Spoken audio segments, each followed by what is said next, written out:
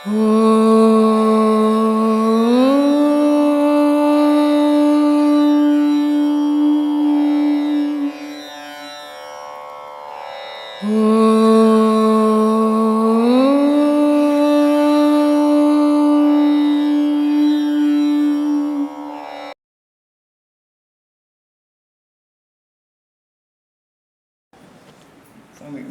மானம் இடுக்கையிலே தீப மங்கள ஜோதி எடுக்கையிலே ஞான அனுபூதி உதிக்கையிலே குரு நாதன் நாடி துதிக்கையிலே. சாமி மானாதி மானமான என்ன சாமி? ட்ரெஸ் எல்லாம் ஒத்து போட்டுருதா இல்லை என்ன சாமி? நீ எதுக்கு ட்ரெஸ்ஸு போட்டுங்கிற? யாருக்கோசம் போட்டுங்கிற? மானத்தை உடலை மறைக்கிறது, மான மரியாதைக்கு தான் போட்டுங்கிற. அந்த மான மரியாதைக்கு நீ ஒரு ட்ரெஸ்ஸை போட்டுக்கலாம். கலர் கலராக ஏன் பார்த்து போடுற? மற்றவன் பார்க்கறதுக்காக போடுற. கலர் கலராக போடுறியா, அதோட விட்றியா? என்ன பேண்ட்டு போடுறியா, அதுக்கேற்ற ஷர்ட்டு தேடுற. என்ன புடவை கட்டுறியா, அதுக்கேற்ற ஜாக்கெட்டு தேடுற. இதெல்லாம் எதுக்காக தேடுற? உனக்காக போட்டுக்கிற. உனக்காக போட்டுனா என்ன ஒரு ட்ரெஸ்ஸு போடணும். ஆனால் அப்போ நீ போடுறதெல்லாம் உலகத்துக்காக போட்டுன்னுக்கிற.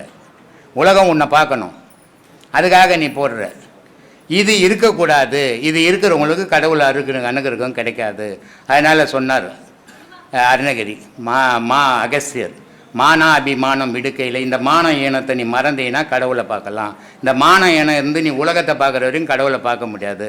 அதனால் சொன்னார், மானாபிமானம் விடுக்கையிலே தீப மங்கள ஜோதி உதிக்கையிலே அப்படின்னாரு. சொல்லு சாமி. தென்னை ஓலைக்கும் மனிதனுக்கும் தொடர்பு சாமி. தென்னை ஓலைக்கும் மனிதனுக்கும் தென்னை ஓலை மனிதனுக்கும் தொடர்பு. இறந்துட்டாலும் தென்னை ஓலை விற்கிறாங்க. அதான் லேடிஸ் இதானாலும். ஓ, பாடைக்கு போயிட்டியா? ஆமாம், பாடைக்கு வந்துட்டேன். சரி, முடிவுக்கே போயிட்ட நீ. உன் முடிவு இப்படி தான் இருக்கணும். தென்னை ஓலைன்றது மண், இந்த உடலுன்றது மண். இந்த மண்ணோட மண்ணாக கலந்து கட்டி போகிறது தான் இது. 7 புல்லு கட்டுவாங்க, அதில் குறுக்கும் 2 நெடுக்கு 7 குறுக்கு கட்டுவாங்க. இது உன் உடலினுடைய அமைப்பு. 2 எலும்பு உனக்கு மொத்தமாகுது, குறுக்கு எலும்பு 7 இருக்குது. இந்த 7 பின்னி வச்சு கட்டி, வெக்கான்றது நெருப்பு. வெக்கா உன் தலைமாட்டில் வச்சு கொளுத்தத்துக்கோசம் எடுத்து போகிறாங்க சாமி. வாஸ்து மரக்கன்றுகள் வாஸ்து மரக்கன்று நானாக வச்சுக்கின்றது தான் அது. அப்படின்னு ஒரு மரக்கன்றே கிடையாது, மரம் தான் சாமி. அடைத்திட்ட வாசலின் மேல் மனம் வைத்து படைத்தவனை தன்னையே பார். மேல் மனம் எங்கே வைக்கிறது? நீ மேல் மனம் வச்சின்னா வேலை தெரியாத, வீடு தெரியாத, வாசல் தெரியாத. அதனால் மேல் மனம் வைக்க முடியாது. கீழ் மனத்தில் இருக்கும்போது தான் உலக வாழ்வு. மேல் மனத்துக்கு போனால் கடவுள் வாழ்வு. ஆனால் மேல் மனுஷன் ஆம்பளை பெண்ணு கால் கட்டவரில் பார்த்து நடக்கணும். ஆணு ஆகாயத்தை பார்த்து நடக்கணும். யாரால் நடக்க முடியும்? ஒரு பொம்பளை ரோட்டில் போகும்போது யார் நம்மளை பார்க்குறான், ரசிக்கிறான்னா ரசிக்கலையான்னு திரும்பி பார்த்துக்கின்னு போகிறான். கேட்டால் வீட்டுக்கு சொல்கிறான், அப்புறம் என்னை முறைச்சி பார்த்தா. நீ பார்க்காத எப்படி அவன் பார்த்து தெரியும் உனக்கு? இல்லை, நீ என்ன பண்ணுற? போகும்போது ரோட்டில் மேலே பார்த்துக்கின்னு போகிற, யார் போகிறாங்க யார் வராங்க சுற்றி தேடிக்கின்னு போகிற. அது உன் வயசு கோளாறு. அதனால் நீ எங்கேருந்து மேலே பார்க்கறது கீழே பார்க்குற மாதிரி பார்த்துக்கின்னு போ. சாமி. விநாயகர் சதுர்த்தி ஏன் கொண்டாடப்படுகிறது? அதுவும் திருட்டு விநாயகர் வச்சு வழிபட்டால் நினைச்சது நடக்கும். ஆமாம், இதெல்லாம் விநாயகர் சக்தி திருடின்னு வச்சா பெரிய சக்தி நான் கூட போய் திருடலாமா பாரு. ஏன்பா சினிமா கதையெல்லாம் எடுத்துன்னு பேசினுக்கிற? நல்ல கதையை பேசுப்பா. விநாயகர்னு ஒரு பொருள் உடலில் இல்லைன்னு சொன்னால் உலகத்தில் மனிதன்னு ஒருத்தன் இருக்க மாட்டான். அடிப்படை விநாயகர் தான். மனித ஆன்மீகத்துக்கு அடிப்படை விநாயகர் தான். அதனால்தான் எந்த பூஜை பண்ணாலும் விநாயகரை முதல்ல வச்சு பூஜை பண்ணுறது. ஏன்னா விநாயகர் எப்படின்னா, ஒரு முதலமைச்சரை பார்க்கணுன்னா நேராக போய் நான் முதலமைச்சரை பார்க்க முடியாது. வட்ட செயலாளரை பிடிக்கணும், பகுதி செயலாளரை பிடிக்கணும், மாவட்ட செயலாளரை பிடிக்கணும். அதுக்கப்புறம் தான் முதலமைச்சரை பார்க்க முடியும். அது மாதிரி நீ பிள்ளையாரனுடைய உதவி இல்லாத மற்ற தெய்வத்தை நீ தொழ முடியாது. ஏன்னா மூலாதாரத்தில் முதல் பொருளாக இருக்கிறது அதுதான். அது வழி விட்டால் தான் மற்ற கடவுள்கிட்ட போக முடியும். அப்போ பிள்ளையாருக்கு மேலே சக்திக்கிறார், சக்திக்கு மேலே விஷ்ணுக்குறான், விஷ்ணுக்கு மேலே ருத்ரங்கிறான், ருத்ரத்துக்கு மேலே சிவம் இருக்கிறான். இத்தனை கடவுளையும் நீ பார்க்கணுன்னா இது வழி விடலன்னா எதையும் பார்க்க முடியாது. அதனால் முதல் பூஜை பிள்ளையாருக்கு போட்டான். பிள்ளையார் தான் முக்கியம்னா. முதுகு தண்டே பிள்ளையாரனுடைய தும்பி தான். என்ன எலி உன் உடம்புல ஓடுற விந்து தான். அதுக்கு தான் அவ்வளோ பெரிய பிள்ளையார் இவ்வளோ உண்டு குட்டி எலி மேலே உட்காந்து அதுக்கு இருக்கிறது தெரியாது, சட்னி ஆகிடாது. அது எதுக்கு வச்சுக்குது? அதை எல்லாம் யோசிக்கிறதே கிடையாது. நம்ம சாமி இறந்த பின் உடல் தானம் செய்கிறாங்க சாமி. அது தர்மத்தில் சேருமா சாமி? இறந்த பிறகு தானே பண்ணுறாங்க. அப்புறம் அத்தா என்ன போனேன் இருக்கும்போது 2 கண்ணை கொடுத்துட்டு வந்துடு, அதான் தானம். நீ செத்த பிறகு எவனா நோண்டும் போது உனக்கு தெரிய போகுது? தெரிய போதில்லை. அது ஒன்றும் தானம் ஆகாது. அவனா கொள்ளாச்சுன்னுக்கிறான்னு அர்த்தம். அது முன்னாடி எழுதி வச்சிடும். உதவாத கண்ணாகி போச்சுன்னா என்ன பண்ணுவேன்? கந்தானா நான் கொடுத்துட்டேன், நாளைக்கு என்ன ஒரு அடிப்பட்டு என் கண்ணு போச்சுன்னா எடுத்துப்பேனா? அப்புறம் எதுக்கு அது கந்தானம் கொடுக்குறது? உயிரோடு இருக்கும்போது 2 கண்ணுக்கு இது ஒரு கண்ணு எடுத்துக்கப்பா நீ அப்படின்னு சொல்லிட்டீங்கன்னா அந்த கந்தானம் ஆகிடும். நீ தானம் பண்ணன்னு அர்த்தம். நீ செத்த பிறகு எதை எடுத்து என்ன பிரயோஜனம்? உதவாத பொருள் யாருக்கன்னா உதவட்டோன்னு எடுத்து வைக்கிறான். அது என்ன பெரிய விஷயமா? அதை பெருசாக பேசிக்கிறான் உலகம். போட்ட விடு. நல்ல வேலை போ.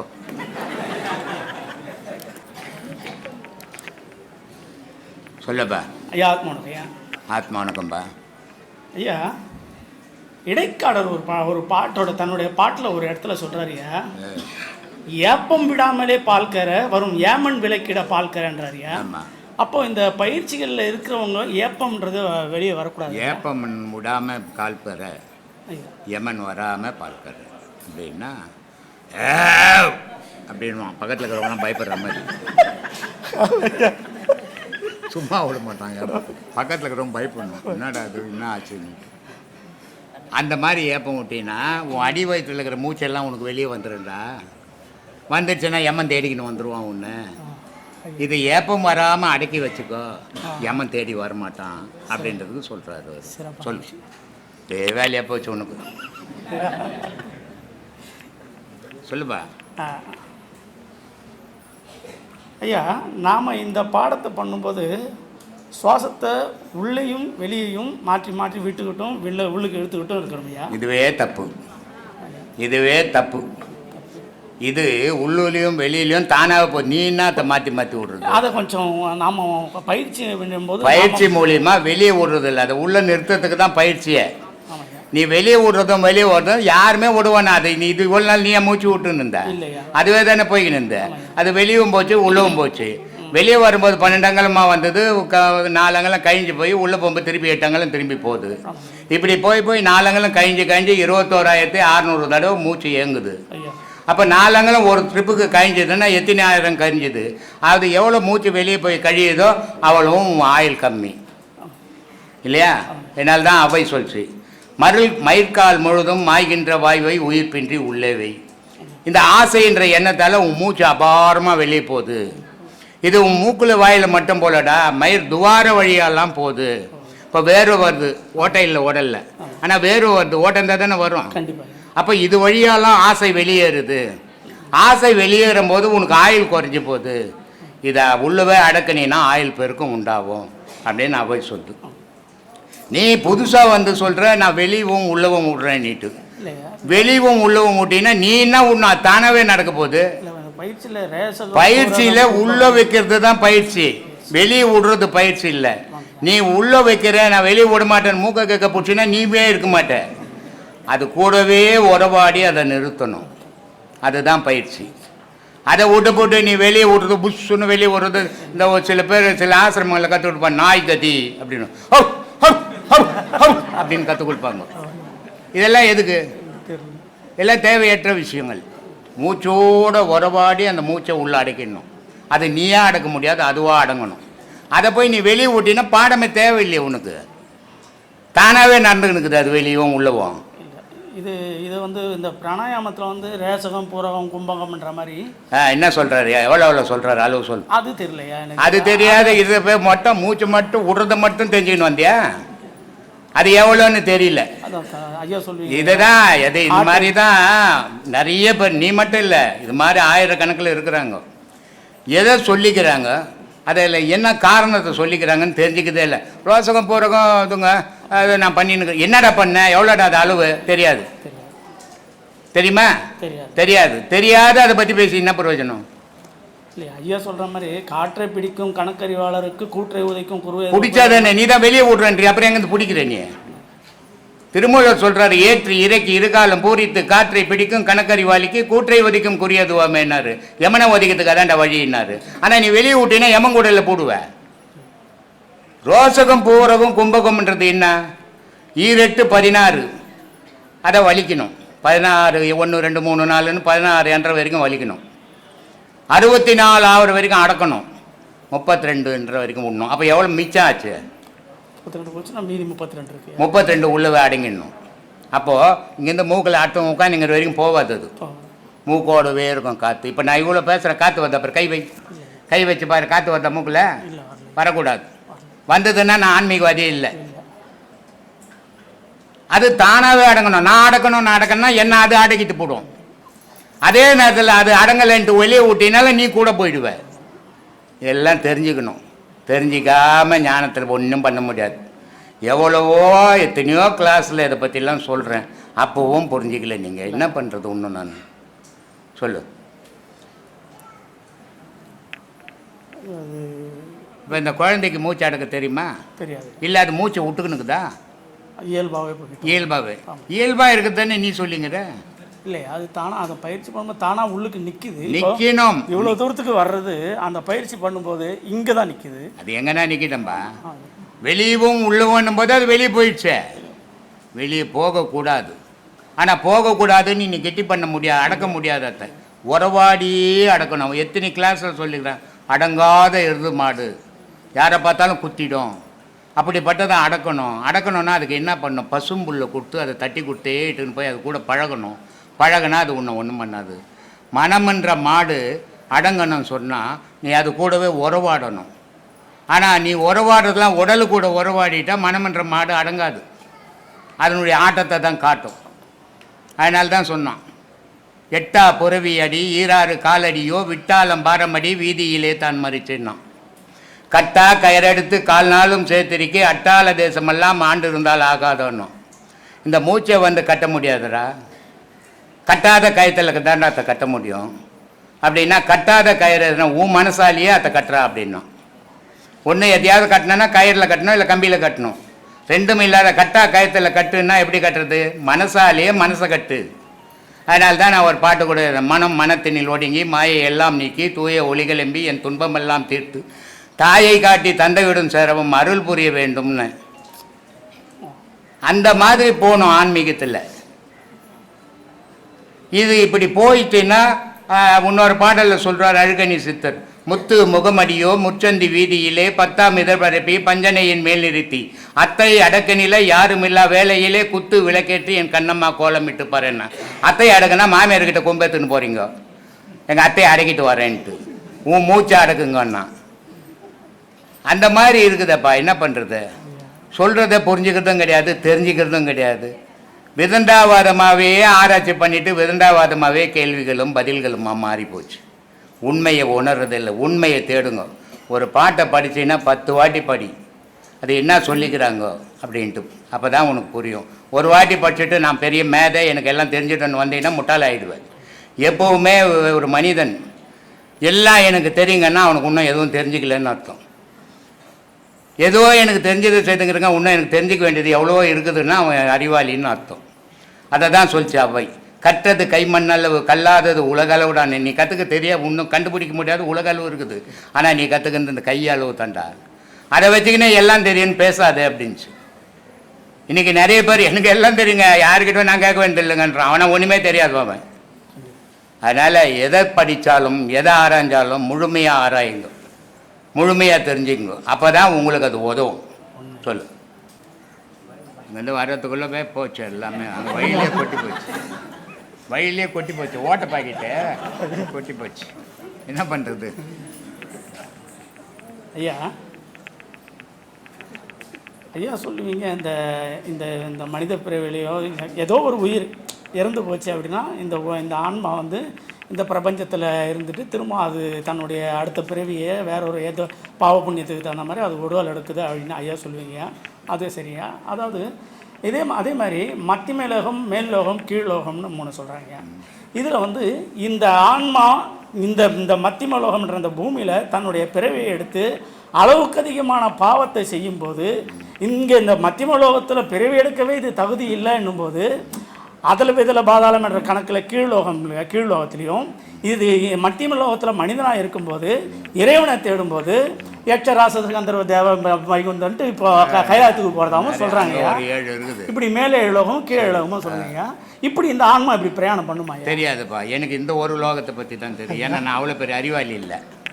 ஏன்னா நான் இருக்கிற உலகத்தை பற்றியே இன்னும் நான் முழுசாக தெரிஞ்சுக்கல. மத்திய உலகம், கீழ் உலகம், மேல் உலகம், 7 7 14 உலகத்தை பற்றி நான் தெரிஞ்சுக்கிற அளவுக்கு நான் கடவுள் இல்லை.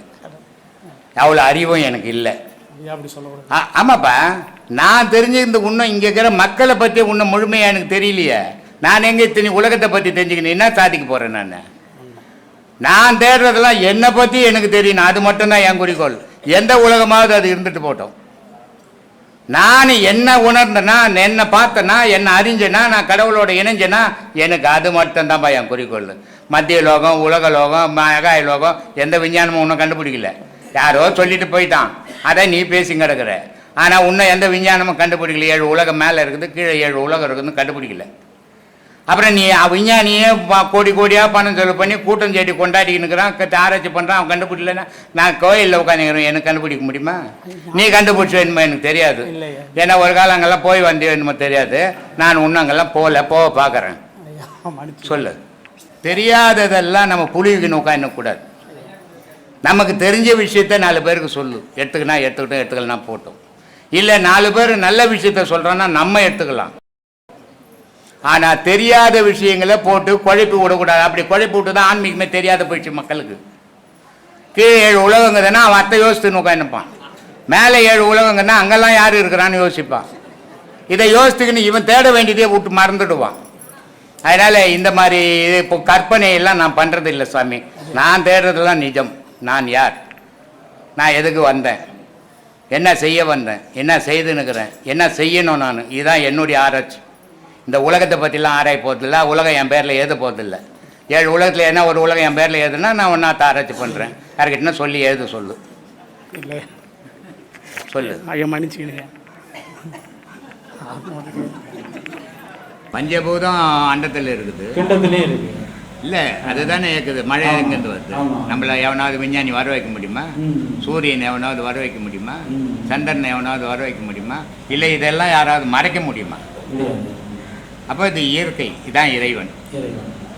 அப்போ இதை மனிதனால் தடுக்கவோ செய்யவோ முடியாத விஷயம். எது மனிதனால் முடியாதோ அதெல்லாம் இறைவனுடைய செயல். எதெல்லாம் மனிதனால் முடியுதோ அதெல்லாம் விஞ்ஞானியினுடைய செயல், மனுஷனுடைய செயல். அப்போது இதெல்லாம் செய்ய முடியாது. உனக்கு தூக்கத்தை நீ வர வச்சுக்க முடியுமா?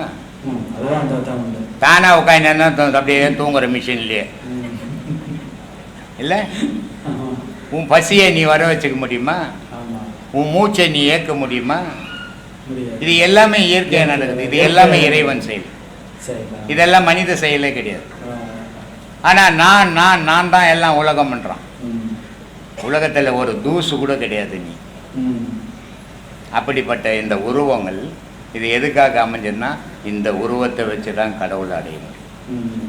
அப்படிப்பட்ட உருவத்தை உனக்கு கொடுத்து அதை இங்கே ஆட்டம் ஆடி போட்டு ஒற்றி போகிறேன். அதனால் சொன்னான், தாயினுடைய கர்ப்பம் நந்தவனம்.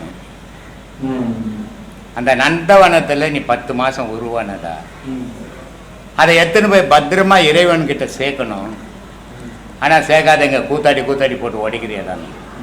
அதனால் சொன்னான், நந்தவனத்தில் ஒரு ஆண்டி 4 மாதமாய், 4 6 10 மாதம், 4 மாதமாய் குழவனை வேண்டி கொண்டு வந்தாண்டி ஒரு தோண்டி, அதை கூத்தாடி போட்டு உடைத்தாண்டி. அப்படி தான் நம்ம உடச்சின்னு வரோம். அப்படி உடைக்க மட்டும்தான் நமக்கு தெரியும். வேறு எதுவும் உருப்படியான வேலை நமக்கு செய்ய தெரியாது. மழை வேறு கிரகத்தில் பெய்யுதா?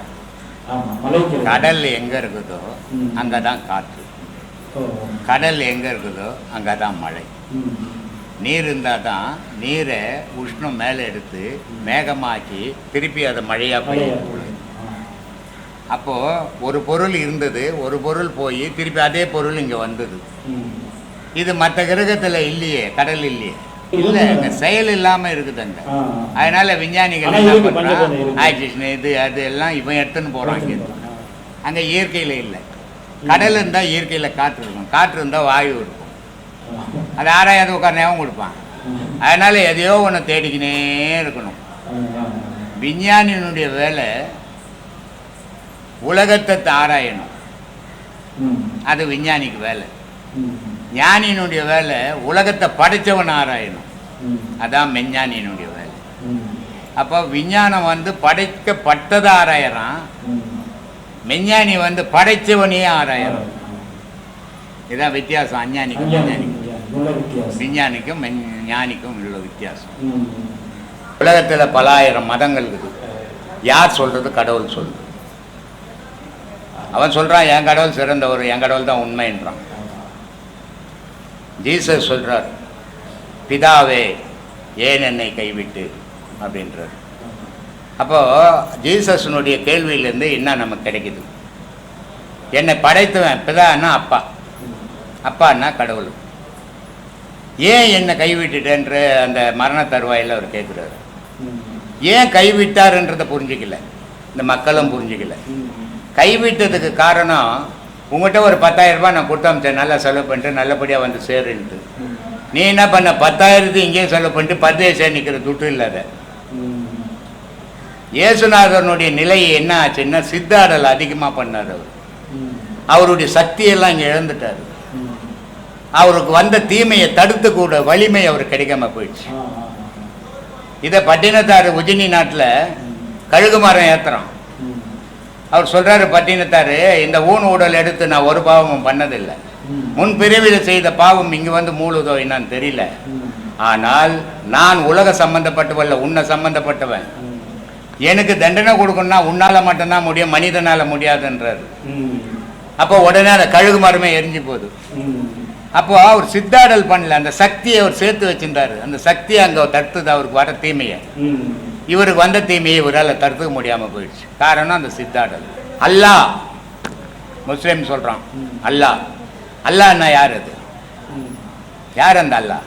அல்லாஹ்னாக்கா எல்லாமே நின்றார். நீயும் கடவுள் தான், நானும் கடவுள் தான், உலகமும் கடவுள் தான், படைச்சவனும் கடவுள் தான், படைக்கப்பட்டவனும் கடவுள் தான். அதான் அல்லாஹ். எல்லாமே கடவுள், அதுதான் அல்லாஹ். ஜீசஸ் பிதா அப்பா, நீ தான் படைக்கப்பட்டவன், ஏன் இந்த மக்களை இப்படி வழி விட்டுற? அவனும் அதை தான் சொல்கிறான். இங்கே என்ன சொல்கிறான்? சிவனே ஏன் என்னை கை விட்டுட்டு அப்படின்றான். இவனும் அதே தான் சொல்கிறான். எல்லா மகான்களும் ஒரே விஷயத்தை தான் பேசுனாங்க, மனிதன் பிரிச்சுக்கினான் தனித்தனியாக.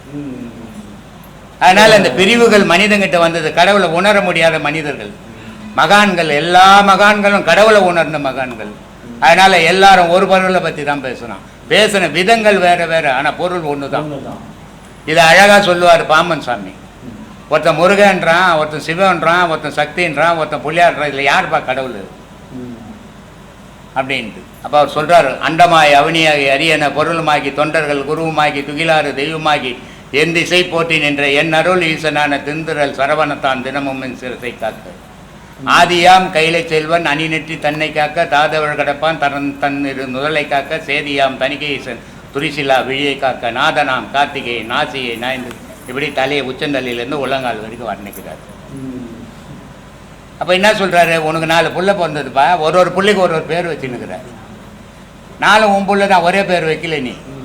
அது மாதிரி அவனுக்கு பிடிச்சது தெய்வத்துக்கு ஒரு பேரை வச்சிடும். ஆனால் தெய்வம் ஒன்று தான் அப்படின்னா ஒரே பொருள் தான். பழனி இருக்கானே முருகன் தெரியுமா? பழனி முருகன். அந்த முருகனுக்கு வந்து அவன் அப்பா வந்து குபேரனுக்கு கடன் கொடுத்துவான். அவன் அப்பா குபேரனுக்கு கடன் கொடுத்துக்கான். அவங்க மாமனார் இருக்கிறான் இல்லையா, பகவான் வந்து உலகத்துக்கே முதல் பணக்காரன்.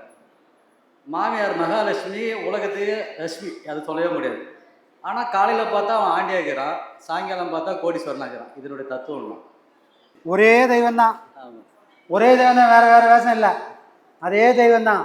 ஒரு தடவை என்ன பண்ணுறாங்க, ராஜ அலங்காரம் பண்ணி ஆத்மனமா ராஜ அலங்காரம் பண்ணிட்டு கையில் செங்கோல் கொடுக்குறாங்க. இன்னொரு அலங்காரம் செங்கோலெல்லாம் பிடிங்கிறாங்க. நாம் கூட ஐயாவுக்கு செங்கோல் வந்து வச்சுக்கிறோம். இந்த குரு பூஜைக்கு ஐயா செங்கோலோட காட்சி தருவார். ஏன்னா இங்கே அவரோட ஆட்சி நடக்குது. இந்த ஆட்சியில் நல்லது மட்டும்தான் நடக்கும், கெட்டதெல்லாம் வெளியே போயிடும். அதுக்கு சாட்சியாக செங்கோல் வச்சுருக்கோம். குரு பூஜைக்கு அது நடக்கும். அந்த மாதிரி முருகருக்கு ராஜ அலங்காரம் பண்ணுவாங்க. அப்போ அவர் கையில் செங்கோல் இருக்கும். அதே முருகனை ஆண்டியாக்கி கோமணமும் கையில் செங்கோலை பிடிக்கிட்டு ஒரு குச்சியும் கொடுத்து தண்டாயுத பாணி ஆக்கிடுவாங்க, கோதண்ட துணைக்கு வச்சுருவாங்க. இது எதுக்கு சாமி? தெய்வம்ன்றது இருக்கப்பட்டவனுக்காக இல்லை, தெய்வம்ன்றது இல்லாதப்பட்டவனுக்காக. யார் யார் எப்படியெல்லாம் நினைக்கிறாங்களோ அப்படியெல்லாம் தெய்வத்தால் வர முடியுன்றதுக்கு சாட்சியாக இருக்கிறது இந்த அலங்காரம் சாமி. ஒரே தெய்வத்தால் பணக்கார வடிவமும் இருக்க முடியும், ஒரே தெய்வத்தால் பிச்சைக்கார வடிவமும் எடுக்க முடியும். அப்போ தெய்வத்துக்குன்னு ஒரு தனி வடிவமே கிடையாது. உன் மனசு எதை நினைக்குதோ அதுவா இறைவன் வருவான். ஆனால் அதை நினைக்கக்கூடிய பக்குவம் உனக்கு வேணும். மாணிக்க வாசகர் சிவன் கோயில் கட்டினாரு. சிவன் கோயிலை கட்டினாரே தவிர மூலஸ்தானத்தில் சிவனை காணும். இது என்ன அநியாயமாகுது? சிவன் கோயிலுன்னு ஒன்று கட்டி விட்டு மூலஸ்தானத்தில் சிவனை காணும், அப்புறம் எப்படி அது சிவனாகும் அப்படின்னு சொன்னால், அவர் என்ன பண்ணுறாரு, அந்த பீடத்துக்கு ஆத்மநாதன் பேர் வச்சுக்கிறார். ஆத்மநாதர் எதுனா, ஒவ்வொரு மனசு ஒவ்வொரு உள்ளத்துக்குள்ளேயும் ஆன்மான்றது இந்த உடலுக்குள்ளே இருக்குது. அந்த ஆன்மாக்குள்ளே மனம்ன்றது ஒன்று இருக்குது. அந்த மனசுக்குள்ள தனக்குன்னு ஒரு தெய்வத்தை அவங்க உருவகப்படுத்தி வச்சுருக்காங்க.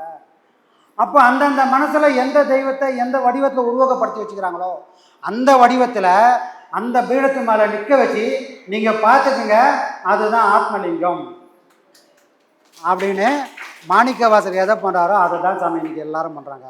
அப்போ ஒரு தெய்வத்தால் ஆண்டியாகவும் ஆக முடியும், ஒரு தெய்வத்தால் அரசனாகவும் ஆக முடியும். அதோட தாற்பயம் என்னென்னா, இதை பார்க்குற நமக்கு தான் ஒரு விஷயம் புரியல. என்ன விஷயம் புரியல? தெய்வம் கொடுத்தா நீ அரசனாவ, தெய்வம் எடுத்தா நீ ஆண்டி ஆவன்றது தான் அங்கே காரணம். டேய், நான் கொடுக்குற வரைக்கும் தான் நீ அரச போகத்தில் வாழ்வ. உன் செல்வமும் அத்தமும் வாழ்வும் எது வரைக்கும்னா, எது வரைக்கும்? உடலுக்குள்ளே உயிர் இது வரைக்கும் தான். அதை உருவி எடுத்த உடனே அது எதுவும் உனக்கு சொந்தம் இல்லை. அப்போது உனக்கு கொடுத்தவன் எவனோ, நீ அவனை மறந்தா கொடுத்தவனால் எடுக்க தெரியும். எடுத்தா இதே அரசன் காலையில் தண்டாயுத பண்ண எப்படி அம்மனத்தோடு வருவனும் அதே மாதிரி உனக்கு ஒரு நாள் வரும். எல்லாத்தையும் உருவிட்டு, அருணாக்காயிலேருந்து எல்லாத்தையும் உருவிட்டு அம்மனமாக ஒரு நாள் ஆக்கி வச்சிருவான். கும்பிடணும், எல்லாரும் இது தெரிஞ்சுக்கணும். தெய்வம் தான் கொடுக்குது, தெய்வத்தால் அதை எடுக்கவும் முடியும். அப்போ வேணுன்றவங்க வாங்கலாம் வரத்தை. வாங்கின வரத்தை தக்க வைக்கணும்னா, வாங்கும்போது நம்ம எவ்வளோ ஏக்கத்தோடு இருந்தோம், வாங்கும்போது எவ்வளோ உண்மையோடு இருந்தோம், அந்த உண்மையோட அந்த ஏக்கத்தோடு நீ வானாலெல்லாம் இருந்தால் கொடுத்தது உனக்கு சாஷ்டாங்கமாக நிற்கும். வந்துடுச்சேன்னு இதுக்கு மேலே எனக்கு எதுக்கு, எல்லாமே வந்துச்சு வண்டியில், இதை வச்சு நான் வானாலாம் ஓட்டிடுவேன்னு பார்த்தா ஒரே நாளில் எல்லாம் கொல்ல போயிடும். ஒரு பெரிய பணக்காரன் கதை சொன்னால் தான் நல்லாயிருக்கும். ஒரு பெரிய பணக்காரன், அவங்ககிட்ட இல்லாத பண வசதியே இல்லை, பொருள் கோடிக்கணக்கில் இருக்குது. அவன் ஒரு நாள் பண்ணால் நல்லா சாப்பிட்டுட்டு தூங்கிட்டான். தூங்கணும் கம்மன் தூங்கிடலாம்ல.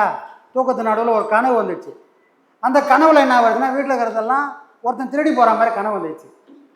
திருடி போனவனு ஆச்சு, அவனுக்கு தூக்கம்லாம் தெரிஞ்சு போச்சு. ஐயோ, என் வீட்டில் வரலாம் திருடி போகிறானா, என்ன பண்ணுறது ஒன்றுமே புரியலையா அப்படின்னு என்ன பண்ணுறான், மண்டியை பிச்சுக்கிறான். அவனுக்கு வழியே தெரியல. அப்போ அந்த ஊரில் ஒரு மகன் இருந்தார்.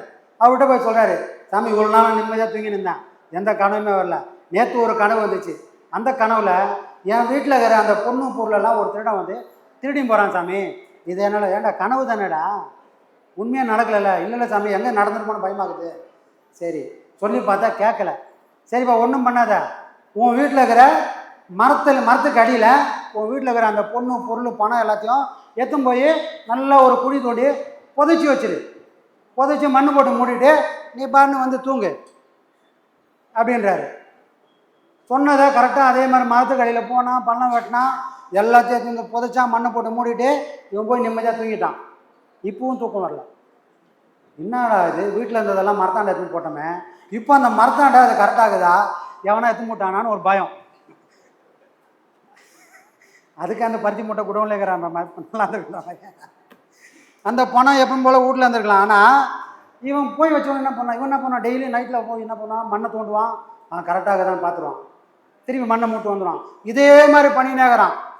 இதை என்ன பண்ணுறான் ஒருத்தர், இவனடா அவன் நைட்டில் அவனா எங்கே மரத்தாண்ட போய் நோண்டுறான். நான் அப்போ தான் ஒரு திருடன் அப்போ பார்க்குறான். இவன் ஒழுங்காக வீட்லேயே உட்காந்துருந்தா அந்த திருடனுக்கு தெரிஞ்சிருக்காது. இவன் டெய்லி ஒரு விஷயத்த பண்ணவே, இவன் டெய்லி ஏதோ ஒன்று பண்ணுறான். அப்போ ஏதோ ஒன்று அந்த மரத்தடியில் இருக்குதுன்னு இவன் போய் போன உடனே திருடன் வந்தான், நோன்னா, ஆஹா பணம் எல்லாம் இங்கே தான் இருக்குது, அவன் எல்லாம் தேர்த்து போயிட்டான். மறுநாள் இவர் போய் பார்க்குறாரு, பணத்தை காணோம். இவருக்கு எப்படி இருக்கும்? இப்போ இவங்க தாங்க முடியாத கோவம். நேராக அந்த மகான்கிட்ட போகிறாரு. ஏயா நீலாம் ஒரு மகானாயா, நீ சொன்ன மாதிரி அந்த மரத்தடியில் வந்து பொழைச்சிட்டேன், டெய்லி நான் பார்த்துன்னு இருந்தேன், ₹1 கூட நான் செலவு பண்ணதே இல்லை, அந்த பணத்தை பார்த்தேன், இன்றைக்கி எவனா ஒருத்தன் திருடி போட்டானே, இது ஏன் நடந்தது அப்படின்றாரு. ஏன்டா புதைச்சே, நீ இப்போ கம்முன்னு தூங்க வேண்டியதானே, நீ ஏன்டா டெய்லி போய் பார்த்தேன்னு? அதெல்லாம் முடியாது, நீ சொன்னதுனால தான் பண்ணேன். அப்படியா, இப்போ என்ன கெட்டு போச்சு? பணம் இருக்கும்போது என்ன பண்ணேன்? டெய்லியும் மண்ணை தோண்டினேன், பார்த்தேன், திருப்பி மண்ணை போட்டு மூடிட்டேன். இப்போ நீ அதே பண்ண, மண்ணை தோண்டு, மண்ணை போட்டு மூடு. அந்த பணம் இருந்தால் உனக்கு என்ன பிரயோஜனம், இல்லைன்னா உனக்கு என்ன பிரயோஜனம்? அந்த மாதிரி கொடுத்ததெல்லாம் ஒரு நாள் போகும் சாமி. இந்த உலகம் எப்பவுமே மாறிக்கினே இருக்கக்கூடிய உலகம். இந்த மாற்றத்தை உண்மையை யாருக்கெல்லாம் புரியலையோ அந்த அடி அந்த வலியும் ரொம்ப கொடூரமாக இருக்கும். அன்னைக்கு நம்மளை தாங்கி பிடிக்கிறதுக்கு ஒரு கை இருக்காது. புரியுங்களா சாமி? அப்போது அங்கே இறைவனை காட்டல. இந்த மாறக்கூடிய உலகத்தில் மனுஷனோட வாழ்க்கை எப்போ வேணா மேலே போகலாம், எப்போ வேணா கீழே வரலாம். எதுவுமே இங்கே நிரந்தரம் இல்லை. வருத்தப்படுறவன் இதுவும் நிரந்தரம் இல்லைன்னு நினச்சா நாளைக்கு சந்தோஷமாக இருப்பாங்க. வாழ்க்கையில் வசதியாக இருக்கும், இதுவும் நிரந்தரம் இல்லைன்னா ஆடாமல் இருப்பாங்க. அப்போது வாழ்க்கையில் எல்லாரும் சமநிலையாக இருக்கணுன்றதுக்காக இறைவனையே அந்த வடிவத்தில் மாற்றி மாற்றி காட்டுறான் சாமி. இறைவனுக்கே நிலை இல்லைன்னா மனுஷனுக்கு எங்கே சாமி நல்ல வாழ்க்கை? இதை எல்லாரும் எடுத்துக்கினாங்கன்னா இந்த சஞ்சலமே இருக்கா சாமி.